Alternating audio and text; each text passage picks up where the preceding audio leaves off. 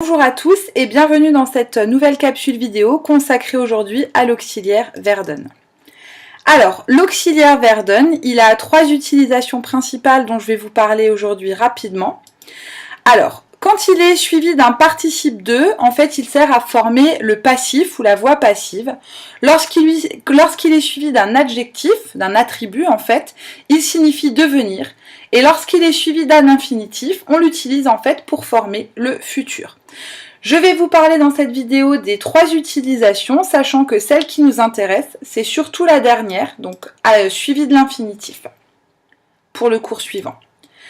Alors, lorsque werden est suivi d'un participe de ou d'un participe passé, werden sert en fait à former la voix passive, à former le passif. Je ne m'attarde pas dessus car nous n'avons pas encore vu comment former le participe passé, mais je vous donne juste rapidement un exemple, l'exemple courant. Die Maus wird von der Katze gefressen, la souris est mangée par le chat. C'est bien le sujet, la souris, qui subit l'action.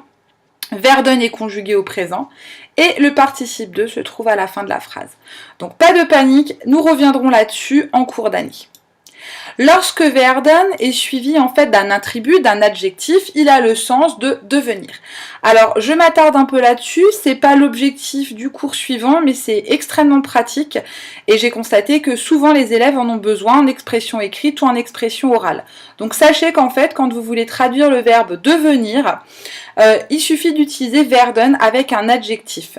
Et werden suivi de l'attribut, donc ou adjectif, peut très souvent être remplacé en français par un verbe en ir. Par exemple, rot werden signifie rougir ou devenir rouge, groß werden signifie grandir ou devenir grand, et alt werden signifie vieillir et devenir vieux. Alors là, c'est trois exemples, mais il y en a vraiment énormément, il y a énormément de possibilités, mais très pratique. Werden, l'auxiliaire werden, veut également dire devenir.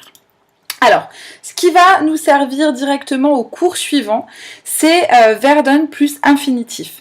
Alors, werden plus infinitif, c'est en fait du futur. Je vous ai mis deux exemples ici. In Paris werden wir den Eiffelturm besichtigen. À Paris, nous allons visiter la Tour Eiffel ou nous visiterons la Tour Eiffel. Ou encore, wir werden schöne Fotos machen. Nous allons faire de belles photos ou nous ferons de jolies photos. Alors attention, en allemand, en fait, le futur n'est pas indispensable. Il n'existe pas de temps spécifique. En français, vous en avez deux. Nous ferons de jolies photos, donc le futur simple, ou le futur proche, nous allons faire de jolies photos. Alors qu'en allemand, il n'y a vraiment pas de temps futur, le futur n'existe pas. Ce sont en fait le contexte ou les compléments circonstanciels de temps présents dans la phrase qui suffisent à situer l'énoncé, ou donc la phrase, dans le futur. Le verbe, lui, reste au présent.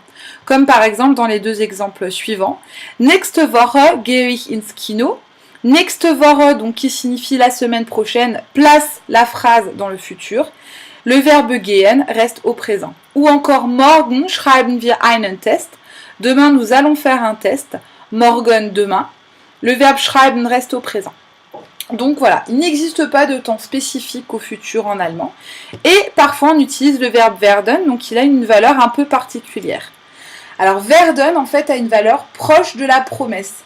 On sait ce qu'il va se passer, ça a un peu une valeur de certitude.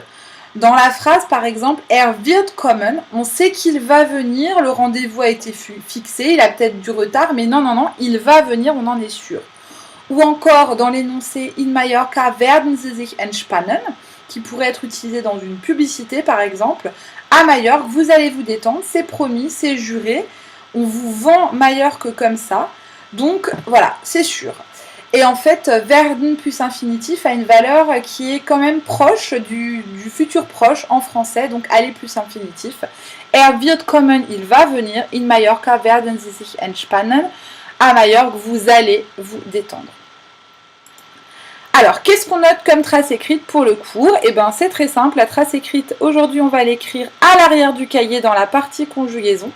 Vous prenez bien une double page parce qu'en allemand, il y a trois auxiliaires.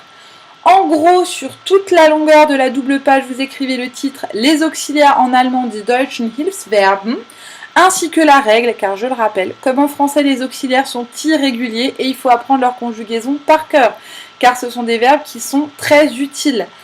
Et on prend une demi-page pour noter la conjugaison de werden ainsi que ses utilisations. Donc on note bien que werden plus l'adjectif attribut signifie devenir. Werden plus infinitif c'est pour le futur et werden plus participe de c'est pour le passif. Quel est l'intérêt aussi d'avoir tous les verbes importants et tous les auxiliaires à la fin du cahier? C'est que vous les retrouverez vite quand vous en aurez besoin. Évidemment, vous recopiez la conjugaison de werden au présent. Pour le moment, ça va amplement nous suffire. Pour ceux qui ont envie de travailler encore un petit peu plus, je vous ai mis une proposition d'exercice en barre d'infos pour travailler sur werden au futur. Et pour les autres, je vous dis tchuss und bis bald!